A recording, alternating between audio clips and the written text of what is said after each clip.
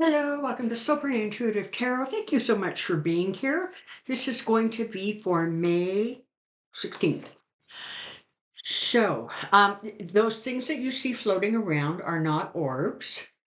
I have like a crystal in the window and it's reflecting the sun, so I get all these little rainbows in my room. Okay, so um where to start? Where to start? First of all, thank you, of course, for being here. The fact that you take some time out of your busy lives to spend with me is humbling, and I'm incredibly grateful. To my new subscribers, thank you very, very much. To my donors, amazing. Thank you so much. You always humble me. So today what I wanted to do, oh, and by the way, thank you for the well wishes, et cetera, with all of the grass fires in Alberta. As Monday morning, I think there are 89 burning, mostly north, central, north, and north, I think. We're still unaffected here where I am, so that's a good thing. Um, and thank you for all of the well wishers for the firefighters and all the people involved in trying to get this under control. Very, very much appreciated. Okay, so what I would like to do today is take a look at there's a couple things I want to do quick minis on, and I also have some pendulum questions. But I have a favor to ask. It's summer and it's actually quite hot out here, and my brain tends to go a little mushy. So, what I would like is for you to send me questions, either yes no questions for the pendulums, or questions for mini readings, people or situations, etc., for mini readings. I think I would like to sort of get some clarity, some ideas about what's going on in your heads, what you're thinking, what you're curious about, and one of the great way for me to do that, of course, is to get your questions. So if you want to send those in, I will do my level best to keep track of them, write them down, and answer them. Okay, so today, however, I want to start with a couple quick minis, and then I have some interesting pendulum questions, only because the answers are interesting. Because I sort of check with these answers earlier. I do on a regular basis, but I got some interesting answers today, or perhaps maybe I'll just say more reassuring answers today. So let's start with the debt ceiling because there's a lot of squawk and bluster going on. Apparently, over the weekend, Bannon, of all people, who of course you know is so special, um, sent out sort of a veiled threat about not giving in to any of the Democrats. McCarthy, if sort of, I guess you know what's good for you. I don't know what that's about. Um, so let's take a look at that debt ceiling. Looks like June 1st is kind of like the date where things are going to go to hell in a handbasket if this thing doesn't get resolved. Um, so let's take a quick look, shall we?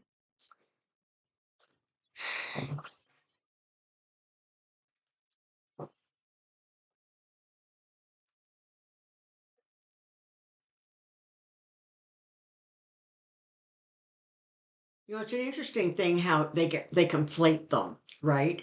The debt ceiling is about paying for what has already been spent. The budget is for figuring out where you're going to spend the money.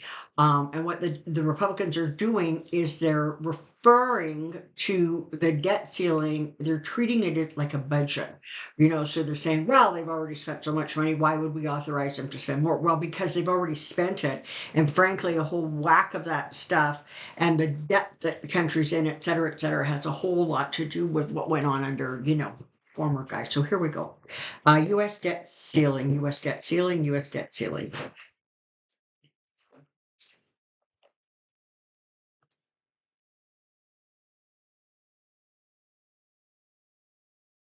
Okay, good. Okay, so right now, Five of Pentacles, right? What's going on right now is there's a lot of chatter and kind of a lot of doomsday and oh my goodness, this is going to be terrible when this happens. It's not going to happen. But what it does is it gives the Republicans something to talk about because they don't really have anything else to talk about, and they're desperately trying to avoid talking about, that guy, because, that CNN town hall meeting was a disaster, but they're very much still under his thumb. When he was in office, um, not meeting the debt ceiling was the worst possible calamity that could happen. Now that he's not, and this is literally what he said on CNN. Well, I'm not president now, so you know I don't care if we can't meet the debt ceiling, if we can't pay the bills.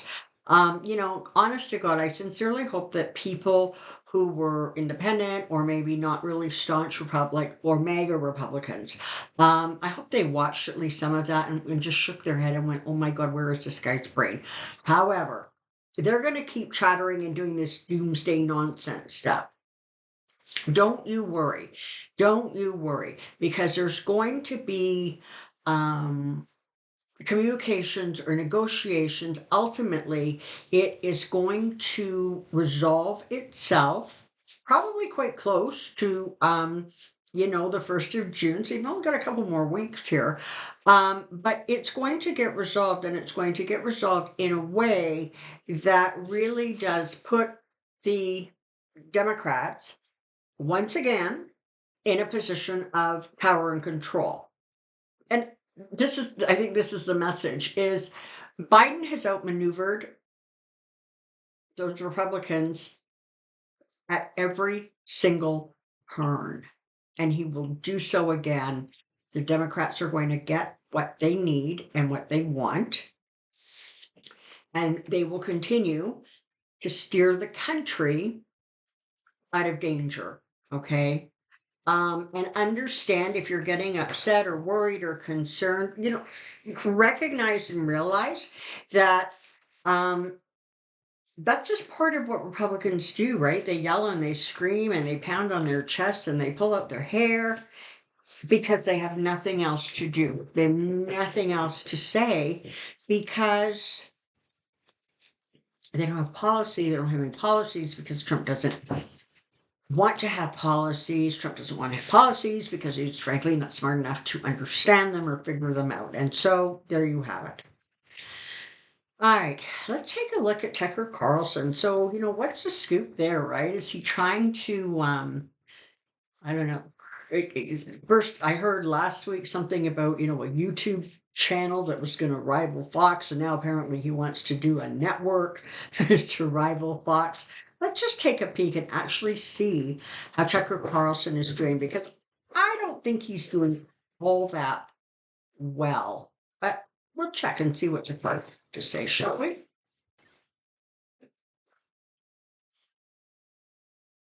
Um, current state Tucker Carlson. Current state Tucker Carlson. Current state Tucker Carlson.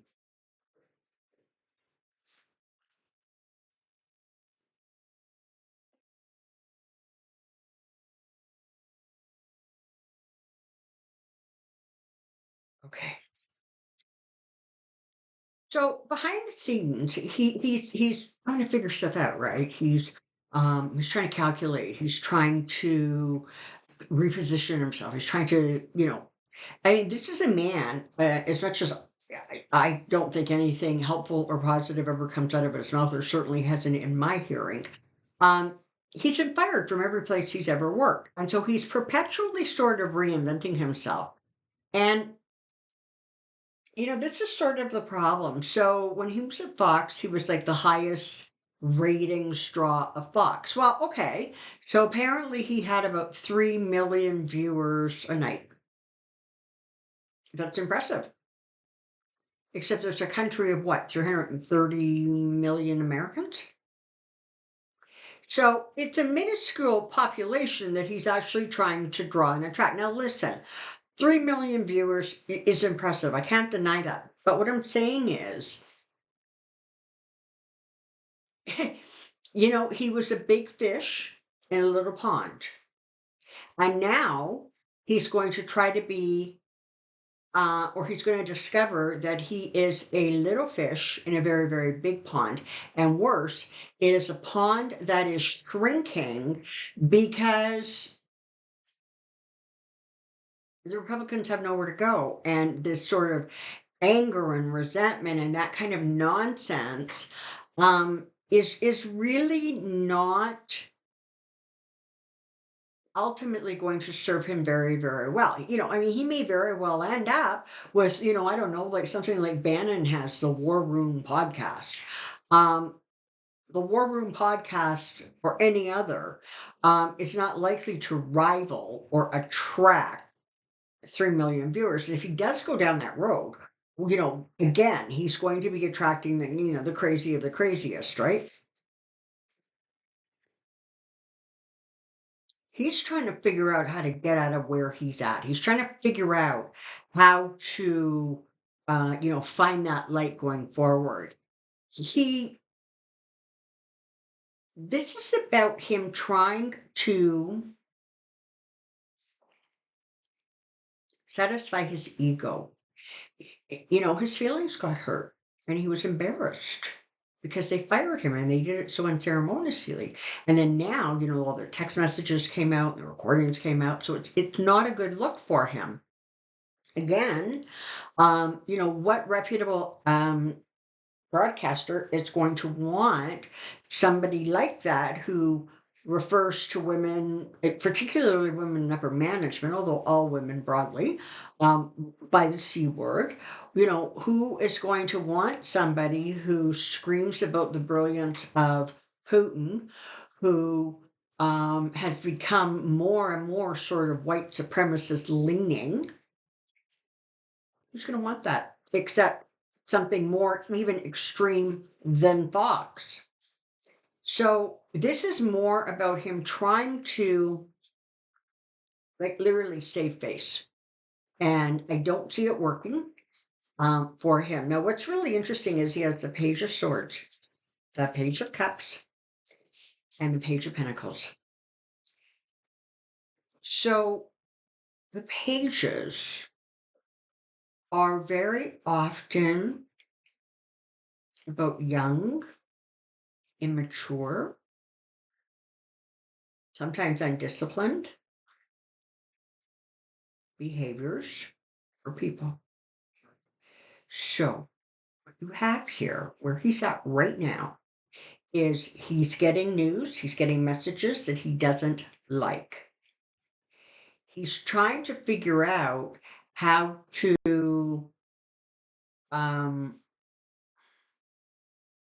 it's save face, but it's actually salvage his reputation because really it is his reputation, it is his name that is his greatest currency.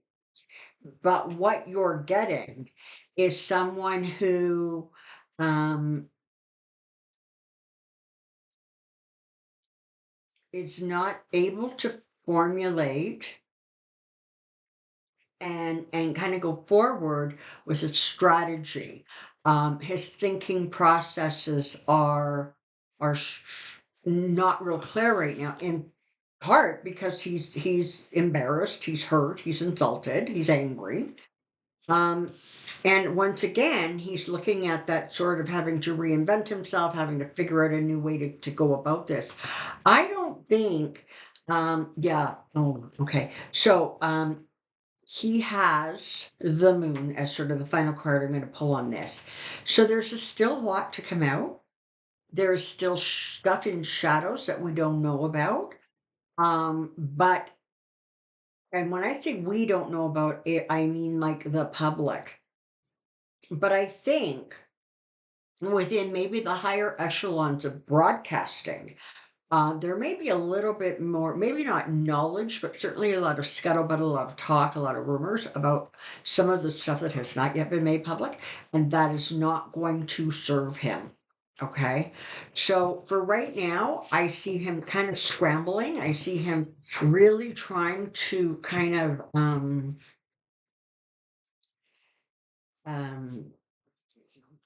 figure out a new path forward. But it feels like in some ways he doesn't have a whole lot of clarity about what that looks like. because this time he just went too far. Sometimes there are things that you can say and you can do, and you can kind of mea culpa, you can kind of back away from them, you can retract a little bit. He went way over the line with so many things.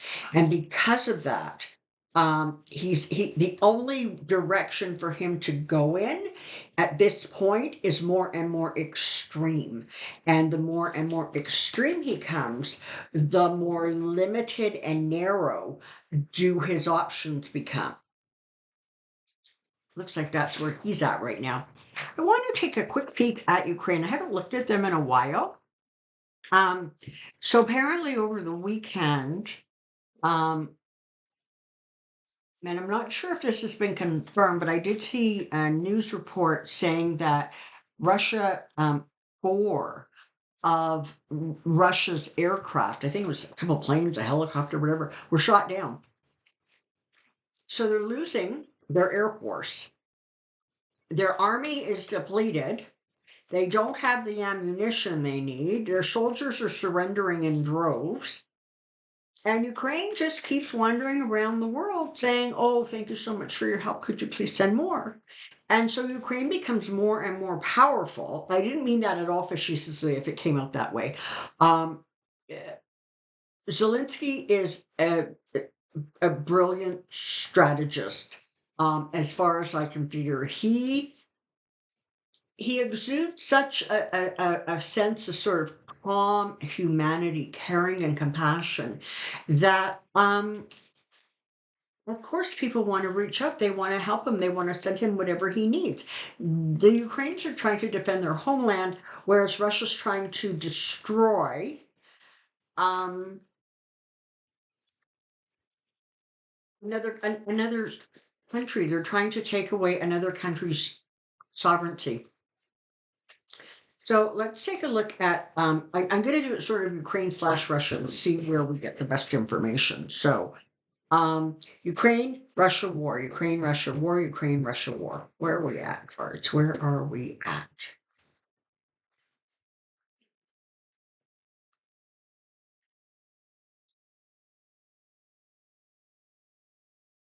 Okay.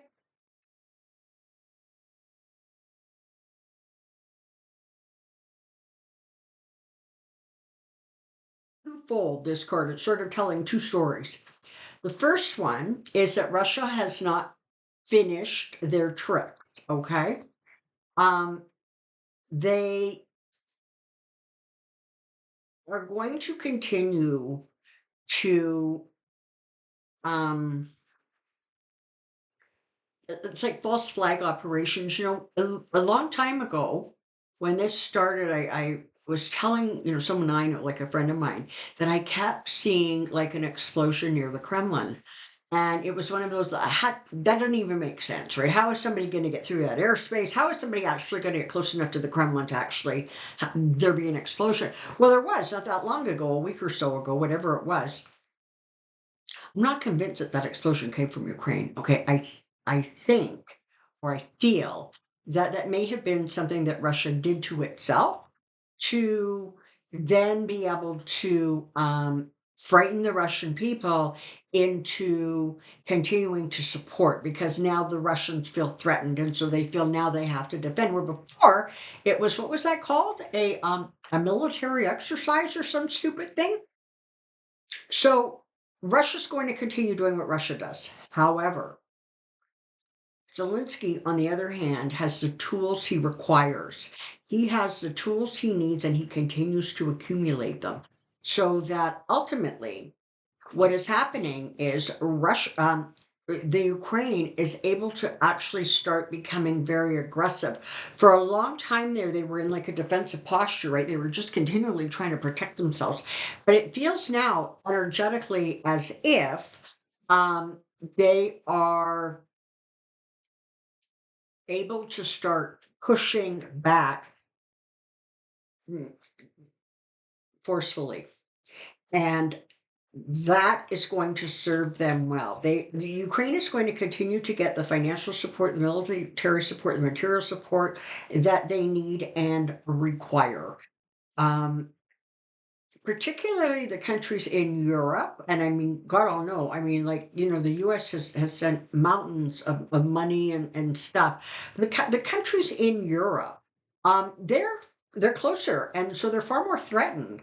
And they are going to continue to do what they can do to, help Ukraine kind of come out of this. Ultimately, the land of the sunflowers, she will survive. She will persevere, she will come through this, and there will be new growth as a result of it. As for, the leader of the aggressor, energetically, I'm just going to step into his energy for a second because sometimes that gives me a bit more clarity than the cards do on their own. How's he doing? Like, what's going on with him? What's going on with him? Okay, so the first thing I'm seeing is like, um, people skulking around hallways. Feels like something is afoot around him. It feels like he is got treachery and trouble coming from him at him, from his own backyard. And they're using the word precarious as far as his health goes. So that also feels like that is playing into it. But I have to say that this if he is in fact sick, the sicker he becomes, the more boing goes his brain. Okay. Um, because this is his mission. This is his mission in life. So, reunite the motherland. Since the motherland doesn't want to be reunited, but this is his driving force. I've said this before. This is all he wants. And as he starts to feel like his time may be becoming limited, his actions become more erratic and dangerous. So that's that. But it looks like ultimately Tim's going to be okay. It feels like you're picking up steam, I think is what I'm trying to say. Okay, so interesting answers I got from the pendulum. Because I was just sort of playing around and asking some questions earlier. And so I wanted to double check and confirm if those answers are still correct for you. So my first question was this. Pendulum, are you ready to speak? Okay, so back and forth, or side to side, as you know, is it's ready to talk. Around and around is no, and back and forth is yes. So here we go. Pendulum. Is Joe Biden going to be reelected as president in 2024 as a result of the election? Strong, powerful yes. Is Joe Biden going to complete his second term as president? Another strong yes. This is where it got interesting. Is his challenger in the 2024 election, is his challenger going to be Donald Trump?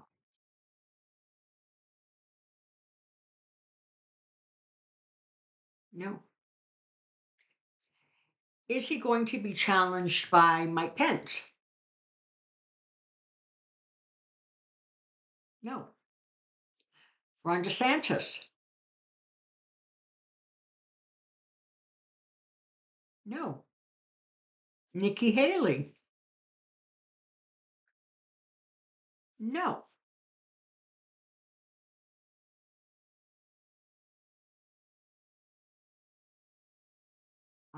What is that gentleman's name? Isha Hutchinson, maybe? Is he going to present a challenge to Joe Biden? No. Who's left? Is Joe Biden's challenger going to be somebody who has currently declared no.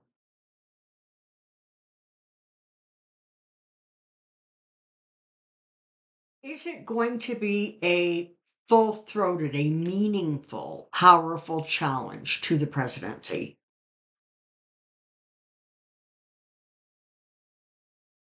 No. So a few things are going to cause a problem for Joe Biden, or sorry, for the Republicans and benefit Joe Biden.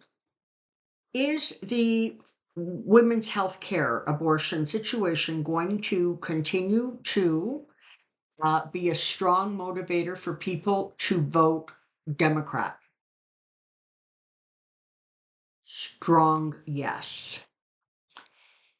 Are the just the whole overall gun policies of the United States, is that going to continue to be a strong motivator for people to vote Democrat?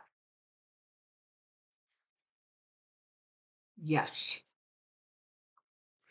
Is the situation with the unbalanced and very right-leaning Supreme Court going to be an issue that will support, again, the debacle that it is right now? Is that going to ultimately lead to support for Joe Biden? Yes.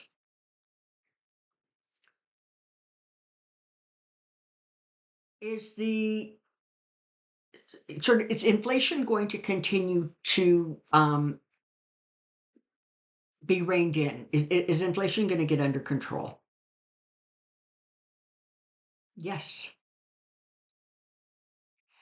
Are the restrictions that and the impediments that particularly red state governors are trying to implement with regards to restricted voting rights, is that also going to have an impact that that is damaging to Republicans writ large? Yes.